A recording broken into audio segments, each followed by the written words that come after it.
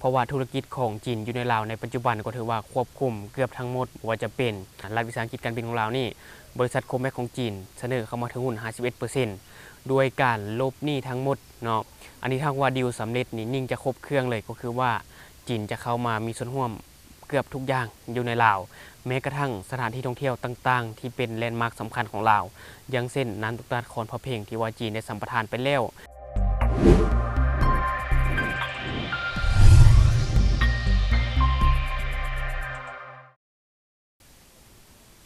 สบายดีท่านผู้ชมกลับมาพบกับช่องทอล์กนิวและในอีพีนี้เราก็จะมาถึงการท่องเที่ยวทั่วโลกเนาะเพราะว่าในปัจจุบันนี้ปฏิเสธบ่ได้เลยว่าหลายๆประเทศในทั่วโลกนี่ต้องการนักท่องเที่ยวจากจีนเพราะว่าจีนเป็นประเทศที่ใหญ่และก็อยู่ในอันดับ3ของโลกที่ว่า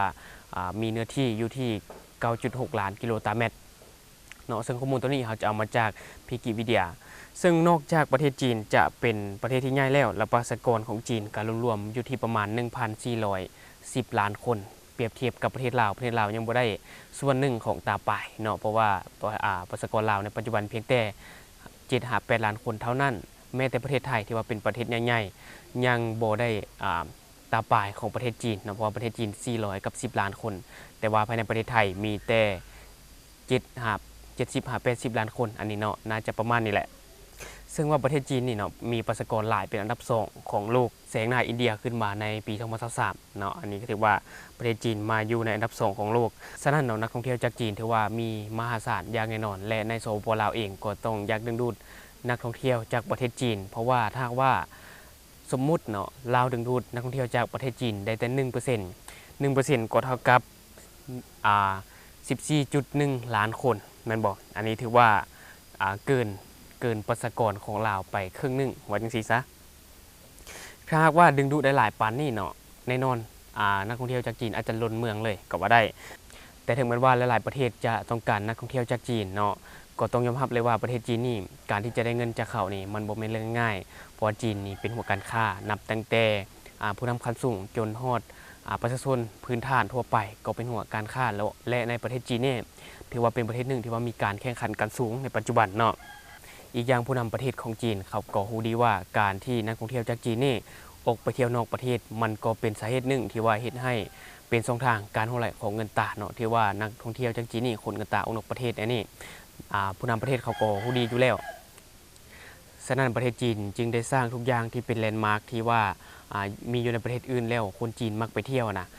เขาก็จะสร้างมาไว้ในประเทศตัวเองเนาะและล่าสุดเนาะที่ว่ามีข่าวออกมาก็คือว่าจีนได้ไปจำลองวัดอังกอร์ของประเทศกัมพูเชียซึ่งว่ากำลังฮือฮาในสื่อสังคมออนไลน์ในทั่วโลกเลยก็ว่าได้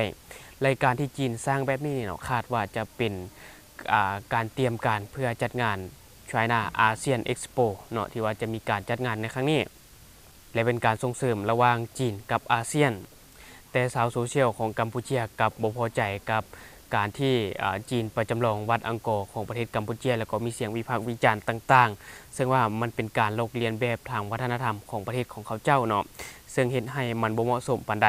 ซึ่งว่ามีการจำลองวัดอังกอร์ของประเทศกัมพูเชียอยู่ที่ประเทศจีนนี่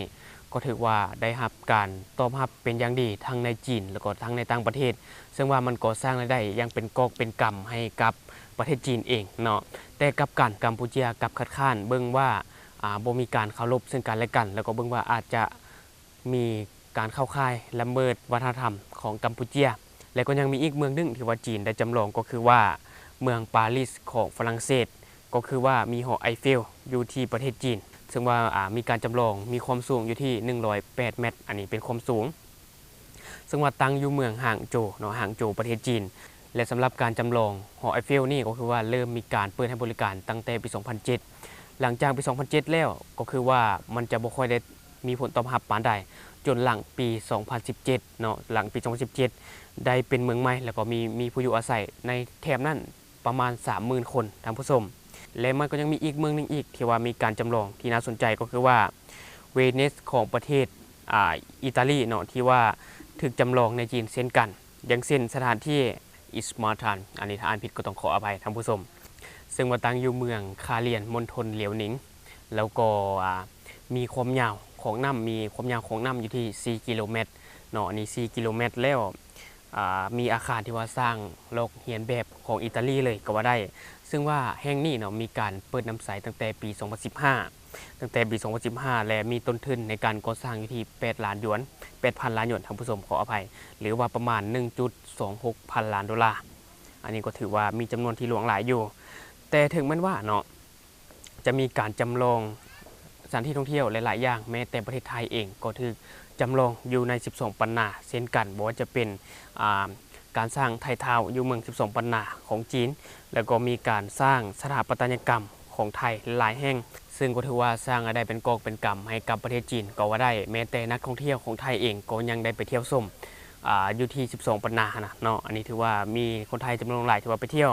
แต่ว่าตอนนี้เนาะยังบ่พบการจำลองอย่างจักอย่างที่เกี่ยวกับลาวและคาดว่าถ้าว่ามีการจำลองนี่แน่นอนหลวงพระบางอาจจะเป็นแห่งแรกที่ว่าจะมีการจำลองอยู่ที่ประเทศจีนเนาะอันนี้ก็คาดเดาเอาไว้แต่ก็ยังบ่ฮู้ดอกว่าจะเกิดแท้หรือบ่ซึ่งว่าการสร้างเมืองจำลองหรือว่าแลนด์มาร์คที่สำคัญของประเทศอื่นๆไว้ในประเทศจีนนี่มันก็มีข้อดีกับประเทศจีนหลายๆอย่างว่าจะเป็นส่วนบล็อกนักท่องเที่ยวบ่ให้ไปเที่ยวประเทศอื่นและเพราะว่าการที่ไปเที่ยวประเทศอื่นนี่มันก็จะเป็นจุดหัวไหลของเงินตาและการที่จีนนี่เอาสถานที่ท่องเที่ยวหรือว่าแลนด์มาร์คของประเทศอื่นมาไว้ประเทศจีนนี่มันก็จะช่วยเซฟบอลหัวไหลของเงินตาของประเทศจีนยังมีประสิทธิภาพและวิธีนี้ก็ถือว่าได้ดังใจของรัฐบาลจีนที่ตั้งเอาไว้เกือบ 100% เนาะเพราะว่านักท่องเที่ยวจากจีนแล้วก็จากต่างประเทศจะไปเที่ยวที่ว่ามีการจำลองเอาไว้อันนี้ก็ถือว่าเป็นข้อดีสำหรับประเทศจีนและการสร้างเมืองจำลองหรือว่าแลนด์มาร์คต่างๆไว้ในประเทศจีนนี่มันก็จะมีข้อดีให้กับคนจีนที่ว่ามีเงินแต่ขี้เหนียวมีเงินแต่บ่อยากออกนอกประเทศมีเงินแต่ว่าบ่อยากจ่ายค่าเดินทางค่ารถค่ากินค่าอยู่หรือว่าค่าประกันเดินทางต่างๆเนาะอันนี้จะเหมาะกับกลุ่มนี้เพราะคนจีนส่วนหลายแล้วเฮาเบิ่งเป็นคนที่บ่ค่อยมีเวลาคนที่จะมีการแข่งขันกันสูงภายในประเทศเพราะคนจีนนี่เนาะจะมีโอกาสพักหรือว่ามีเวลาพักแต่เฉพาะกูจีนเท่านั้นก็คือปีหนึ่งมีครั้งหนึ่งเนาะในกูจีนหั่นและการที่จะออกนอกประเทศมันก็จะเป็นเรื่องที่ยากเนาะการที่มีเมืองจำลองหรือว่าแลนด์มาร์คต่างๆอยู่ในประเทศหั่นก็จะเป็นข้อดีสำหรับคนที่มีเวลาน้อยว่าจังซี่ซะและการที่จีนสร้างเมืองจำลองหรือว่าแลนด์มาร์คของประเทศอื่นๆไว้ในประเทศของตัวเองนี่มันก็จะมีข้อเสียเช่นกันอย่างเช่นเนาะเข้าข่ายละเมิดสิทธิหรือว่าละเมิดทรัพย์สินทางปัญญาหรือว่าบ่ให้เกียรติประเทศอื่นๆก็เป็นไปได้แต่ถึงแม้ว่าจะเป็นแบบนี้เนาะจีนก็นอสนอแคอยู่แล้วเพราะว่าเขาบ่ได้สนอยู่แล้วก็คือว่าเขาจะหวังผลประโยชน์ให้กับประเทศของตัวเองเท่านั้นเขาบ่ได้สนของอื่นๆอยู่แล้วและการที่สร้างแลนด์มาร์คหรือว่าสร้างเมืองจำลองอยู่ในประเทศตัวเองนี่ปีหนึ่งเขาก็สร้างได้เป็นกอบเป็นกำให้กับประเทศจีนถือว่าเป็นจุดหนึ่งที่ว่าบ่เฮ็ดให้เงินตาหัวไหลนี่ยังบ่รวมทัวร์ศูนย์เหรียญของจีนที่ว่าหลายประเทศกำลังประเสริฐอยู่ในปัจจุบันและก็มีการเอื้อมกับจีนเนาะบางคนอาจจะยังบ่ทันรู้ว่าทัวร์ศูนย์เหรียญแม่นแนวใดก็คือว่าคนในประเทศจีนนี่จะเลือกไปเที่ยวในประเทศใดก็ตามเขาจะเลือกใส่บริการเป็นคนของประเทศของเขาเองแล้วก็ใส่ทัวร์ของประเทศเขา 100%บางคนเนาะไปเที่ยวประเทศนั่นก็จะใส่แต่บริการของคนในประเทศตัวเองอย่างเช่นไปเที่ยวประเทศลาวก็ใส่โรงแรมที่เป็นของคนจีนหรือว่าใส่อาหารที่เป็นของคนจีนหรือแม้กระทั่งซื้อเครื่องฝากของต้นต่างๆก็เป็นอาหารของจีนแบบนี้เนาะสรุปแล้วประเทศที่เป็นเจ้าภาพของการท่องเที่ยวที่ว่าได้นักท่องเที่ยวจากประเทศจีนกับบ่มีรายได้แม้แต่อย่างใดพฤติกรรมแบบนี้เฮ็ดให้หลายๆประเทศบ่อยากต้อนรับนักท่องเที่ยวจากจีนนี่ยังบ่รวมถึงมารยาทของประเทศจีนที่ว่าบ่เหมาะสมในส่วนสาธารณะว่าจะเป็นการลมกันเสียงดังหรือว่าการทำลายคายขี้เถอะต่างๆเนาะรวมถึงการใช้ห้องน้ำสาธารณะที่ว่ายิ่งเอื้อมเนาะอันนี้เว้าตรงๆถ้าว่าผู้ใดอยู่ร่วมกับคนจีนน่าจะฮู้ดีเนาะสำหรับประเทศนี้ในปัจจุบันหลายๆประเทศก็ถือว่ามีการถอยออกจากประเทศจีนยิ่งในช่วงโควิดเนาะหลายๆประเทศยิ่งเหยียดคนจีนเข้าไปอีกท่านผู้ชมยิ่งเหยียดคนจีนเข้าไปอีกรวมถึงคนเอเชียที่หน้าคล้ายจีนเนี่ยนะก็ซวยไปพร้อมกระทึกแบบสร้างหน้าไปพร้อมว่าจังซี่ซะแต่สำหรับคนลาวกับส่วนทางกับชาวโลกเนาะสำหรับคนลาวเองเฮาพัดต้องการนักท่องเที่ยวจากจีนยิ่งการเชื่อมรถไฟลาวจีนนี่ส่วนหนึ่งเฮาก็หวังเอานักท่องเที่ยวจากจีนให้ได้แต่ก็มีแนวโน้มที่จะได้ผลเพราะว่านักท่องเที่ยวจากจีนนี่กำลังเพิ่มขึ้นเป็นอันดับ2แทนที่จากเวียดนามก็คือว่ายังห้องแต่ไทยเท่านั้นเนาะก็คือแซงเวียดนามมาแล้วแต่ว่าเฮาก็ต้องมาวิเคราะห์เบิ่งไสในแบบละเอียดว่าการที่นักท่องเที่ยวจีนเข้ามาเที่ยวลาวหลายขึ้นนี่ลาวมีรายได้จากการท่องเที่ยวแท้หรือบ่เนาะเฮาต้องไปเบิ่งอยู่บ่นี้อีกและสำหรับเราเฮาก็ต้องมาเบิ่งว่าลาวเฮาจะมีวิธีการป้องกันทัวร์ศูนย์เหรียญจากจีนได้แนวใดเพราะว่าธุรกิจของจีนอยู่ในลาวในปัจจุบันก็ถือว่าควบคุมเกือบทั้งหมดว่าจะเป็นโรงแรมร้านอาหารหรือว่า การขนส่งซื้อมวลชนอย่างเช่นบริษัทโคแมกที่ว่าเสนอเข้ามาถึงหุ้นบริษัทการบินของลาวเนี่ยนะรัฐวิสาหกิจการบินของลาวนี่บริษัทโคแมกของจีนเสนอเข้ามาถึงหุ้น 51% ด้วยการลบหนี้ทั้งหมดเนาะอันนี้ถ้าว่าดีลสำเร็จนี่นิ่งจะครบเครื่องเลยก็คือว่าจีนจะเข้ามามีส่วนร่วมเกือบทุกอย่างอยู่ในลาวแม้กระทั่งสถานที่ท่องเที่ยวต่างๆที่เป็นแลนด์มาร์คสำคัญของลาวอย่างเช่นนันตุตาคอนพระเพลงที่ว่าจีนได้สัมปทานไปแล้วแล้วก็ยังมีอีกหลายๆบอนที่ว่าจีนเข้ามาถึงหุ้นมีหุ้นส่วนกับคนลาวในสถานที่ดังๆเนาะอันนี้ก็ถือว่าติดตามไปนำกัน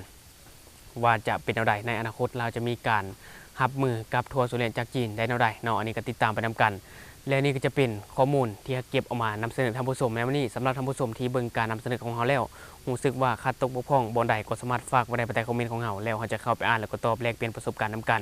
หรือสำหรับท่านผู้ชมเนาะเบิ่งช่องของเราแล้วยังบ่ได้กดติดตามช่องยังบ่ได้กดกระดิ่งแจ้งเตือนก็อย่าลืมไปกดเพื่อเป็นกำลังใจให้ข้าพเจ้าได้ผลิตคลิปดีแบบนี้ออกมาเรื่อยๆเพราะว่าในปัจจุบันทางช่องเฮ็ด YouTube มา 4-5 เดือนเนาะก็คือว่ายังบ่มีรายได้จาก YouTube เทื่อก็หวังท่านผู้ชมเป็นกำลังใจให้ข้าพเจ้ากดติดตามช่องเนาะเพื่อว่าข้าพเจ้าจะได้มีรายได้จากบ่นี้แล้วก็จะมีกำลังใจผลิตคอนเทนต์มาให้ท่านผู้ชมได้รับรู้อย่าลืมเนาะสนับสนุนกันด้วยการกดติดตามช่องขอขอบใจ